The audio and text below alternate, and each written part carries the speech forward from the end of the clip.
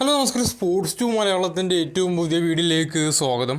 Kerala ബ്ലാസ്റ്റിൻ്റെ Thailand pre സീസണിലെ രണ്ടാം pre season മത്സരവും ഇന്ന് നടന്നു. ആദ്യ പ്രീ സീസൺ മത്സരത്തിൽ 2-1 കേരള ബ്ലാസ്റ്റേഴ്സിനായിരുന്നു പരാജയം.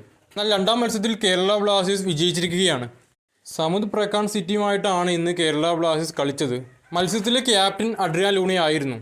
നമുക്കറിയാം, ആദ്യ പ്രീ സീസൺ മത്സരത്തിൽ അഡ്രിയാൻ ലൂണ ഉണ്ടായിരുന്നില്ല. ഇനി കേരള ബ്ലാസ്റ്റിൻ്റെ ആദ്യ 11 കുറിച്ച് പറയാം. ഗോൾ കീപ്പറായിട്ട് നോറ ഫെർണാണ്ടസ്, ഹൊർമി മിലോസ്, സഹീഫ്, ഐബൻ എന്നിവരാണ് ഡിഫൻഡർമാരായിട്ടുണ്ടായിരുന്നത്.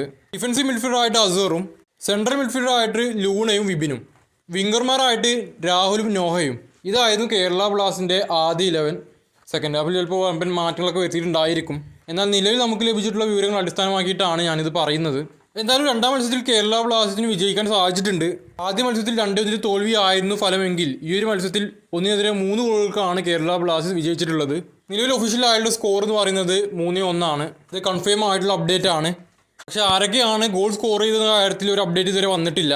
അതിനെക്കുറിച്ച് അപ്ഡേറ്റ് കിട്ടുകയാണെങ്കിൽ ഞാൻ കമൻറ്റ് ബോക്സിൽ പിൻ ചെയ്ത് വെക്കുന്നതായിരിക്കും. ഇനി ടീമിനെ കുറിച്ച് മറ്റൊരു അപ്ഡേറ്റ് ആണ് പറയാൻ പോകുന്നത്, ഈ ഒരു മത്സരത്തെക്കുറിച്ചല്ല. അപ്പോൾ ഈ ഒരു മത്സരം തുടങ്ങുന്നതിന് മുമ്പ് കേരള ബ്ലാസ്റ്റേഴ്സ് ഇൻസ്റ്റാഗ്രാമിലൊരു സ്റ്റോറി പങ്കുവച്ചിട്ടുണ്ടായിരുന്നു. ടീമിൻ്റെ ഒരു ഡിസ്കഷനാണ് മത്സരത്തിന് ഇറങ്ങുന്നതിന് മുമ്പുള്ള. ആ ഒരു വീഡിയോയിൽ ജീക്സൺ സിംഗ് ഇല്ല.